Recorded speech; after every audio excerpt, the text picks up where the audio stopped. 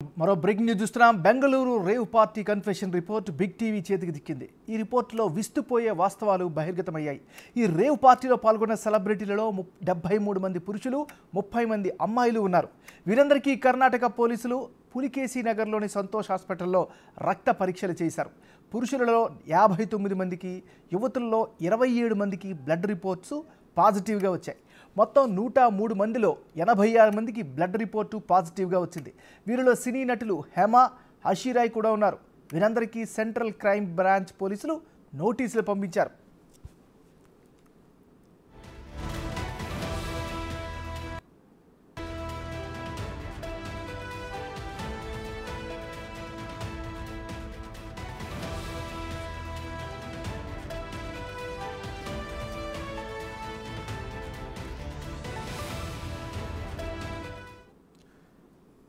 వీటిలో మనం breaking news చూస్తున్నాం. Bengaluru rave party confession report big TV చేతికి చిక్కింది.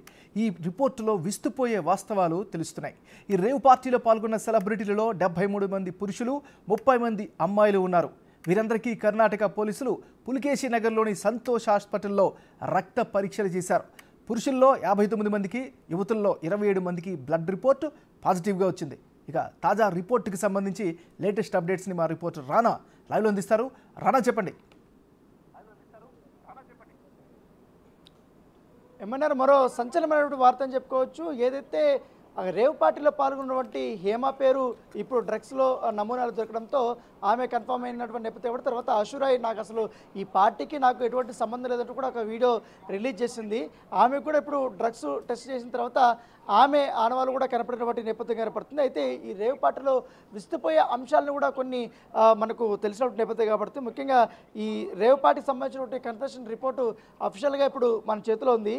దీంట్లో ఎక్కువగా A1గా వాసును, A2గా అరుణ్ కుమారు, A3గా నాగబాబు, A4గా రణధీర్ బాబు, A5గా మహమ్మద్ అబూబకర్, A6గా గోపాల్ రెడ్డి. ఈ A6 గోపాల్ రెడ్డి వచ్చి ఏదైతే జిఆర్ ఫామ్ హౌస్ అక్కడ జరిగిందో ఈ మొత్తం ఉదంతానికి కారణమైనటువంటి ప్లేస్ ఏదైతే ఉందో ఫామ్ హౌస్, ఆ ఫామ్ హౌస్ ఓనర్ ఈ గోపాల్ రెడ్డి అని చెప్పొచ్చు. దాంతోపాటు దీంట్లో రక్త నమూనాలను సేకరించిన తర్వాత దాదాపు ఆల్మోస్ట్ 30 మంది యువతలు పోతే 27 మంది దాకా కూడా దాంట్లో వారు డ్రగ్ డిటెక్టివ్ టెస్ట్లో వారికి పాజిటివ్ తేలిన వాటి నేపథ్యం అయితే కనపడుతుంది.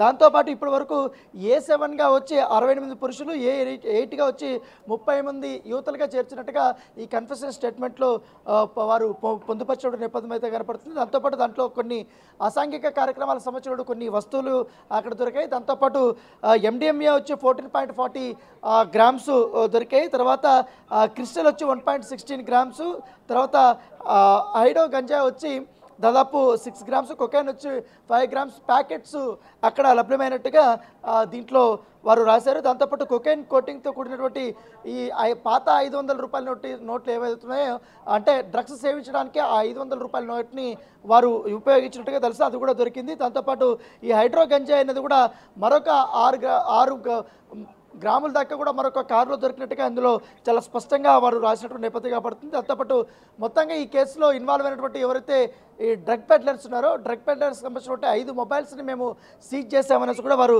చాలా స్పష్టంగా కూడా వారు చెప్పినటువంటి నేపథ్యం కాబట్టి, దాంతోపాటు ఓక్లగన్ కానీ ల్యాండ్ రోవర్ కానీ 2 కార్లను కూడా మేము సీజ్ చేసామని చెప్తున్నారు.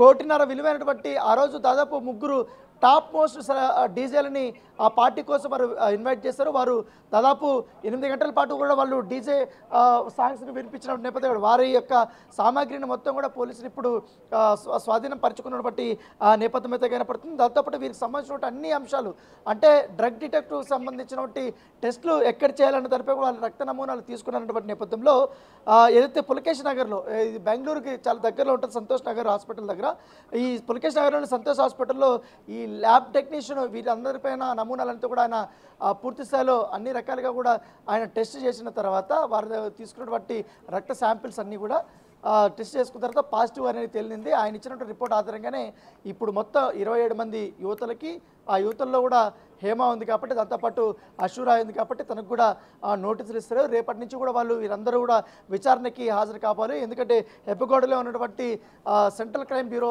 ఆఫీస్ ఏదైతుందో ఆ ఆఫీస్లో ఈ యొక్క rave party, drugs party and sex పార్టీకి సంబంధించినటువంటి విచారణని వీరు ఎదుర్కోబోతున్నట్టుగా మనకు సమాచారం అందుతుంది. దాంతోపాటు ఇప్పటి వరకు కూడా పార్టీకి హాజరైనటువంటి వారందరూ కూడా ఆల్మోస్ట్ 90% ఈ డ్రగ్స్ తీసుకున్నట్టుగా పోలీసులు నిర్ధారణ వచ్చినట్టు నేపథ్యం కనపడుతుంది. ఇప్పుడు వీళ్ళందరూ కూడా మస్ట్ అండ్ షుడ్గా విచారణకి హాజరు కావాలంటే కూడా వీరు నోటీసులు ఇచ్చారు.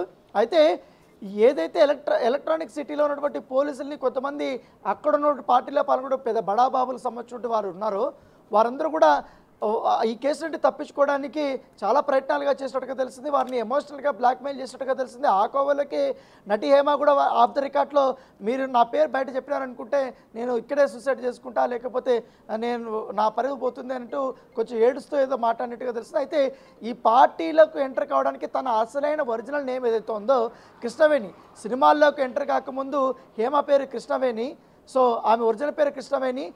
సినిమాల్లోకి వచ్చిన తర్వాత హేమగా మారింది కాబట్టి ఆమె పేరు ఎక్కడ బయటకు రానికుండా ఎవరికి డౌట్ కూడా రానికుండా ఆమె వ్యవహరించింది. అందుకే తన పేరు ఎట్లా తెలియదు కాబట్టి కృష్ణవేణి గారు తెలుసు కాబట్టి కృష్ణవేణి అంటే ఎవరో యువతలు అనుకుంటారు, 30 మందిలో తను కూడా ఎవరో అనుకుంటారు అనే ఉద్దేశంతోనే తను ఈ వీడియో చేసినట్టుగా మనకు సమాచారం అవుతుంది. ఇప్పుడు అషూరాయ్ కూడా ఇలాంటి పరిస్థితి ఏర్పడితే తను పార్టీకి మాత్రం హాజరయ్యాను కానీ అది మాత్రం రేవ్ పార్టీ కాదు, మామూలు బర్త్డే పార్టీ అని చెప్పినప్పటికీ అదే బర్త్డే పార్టీలో తను డ్రగ్స్ తీసుకున్నట్టుగా ఇప్పుడు ఈ యొక్క శాంపిల్స్లో రుజువు అయినట్టు పరిస్థితి కనపడుతుంది. ఇప్పుడు తను కూడా వెళ్ళాల్సినటువంటి సిచ్యువేషన్ అయితే కనపడుతుంది.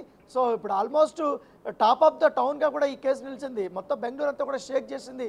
ఎందుకంటే గతంలో ఈ ఏరియాలో ఉన్నటువంటి బెంగళూరు ఆ యొక్క ఎలక్ట్రానిక్ సిటీలో ఉన్నటువంటి ఫామ్ హౌస్లు అన్నిటి మీద కూడా ఇప్పుడు నిఘా పెట్టారు. దాదాపు గత 3 నెలల నుంచి కూడా అనేక ఈవెంట్లు కూడా జరిగాయి. ఆ ఈవెంట్లకు సంబంధించినటువంటి సీసీ కెమెరా ఫుటేజ్లు కూడా ఇప్పుడు పోలీసులు మరొక బృందం పరిశీలిస్తున్నట్టుగా మనకు సమాచారం అవుతుంది. దీంట్లో ఇంత పెద్ద స్థాయిలో దాదాపు 24 గంటల పాటు వీరు ఈ పార్టీలో పాల్గొన్నారు. మామూలుగా ఇలాంటి పార్టీలో కండక్ట్ చేయాలంటే 50 లక్షల నుంచి ₹1 కోటి వరకు అవకాశం ఉంది. మరి 30 నుంచి 60 లక్షల వరకు కూడా అవకాశం ఉంటుంది. కొంతమంది అయితే ఏకంగా ₹2 లక్షల పెట్టి వాళ్ళు ఎంట్రీ ఫీజు కట్టి లోపలికి వెళ్తుంటారు. సో అనేక అంశాలు ఉన్నాయి కాబట్టి ఇప్పుడు హేమ పాత్ర బయటపడింది కాబట్టి రేపటి నుంచి ఇంకెంతమంది పాత్ర బయటపడుతుందో ఒక వేచి చూడాల్సిన పరిస్థితి కనపడుతుంది ఏమన్నారు. Thank you Rana.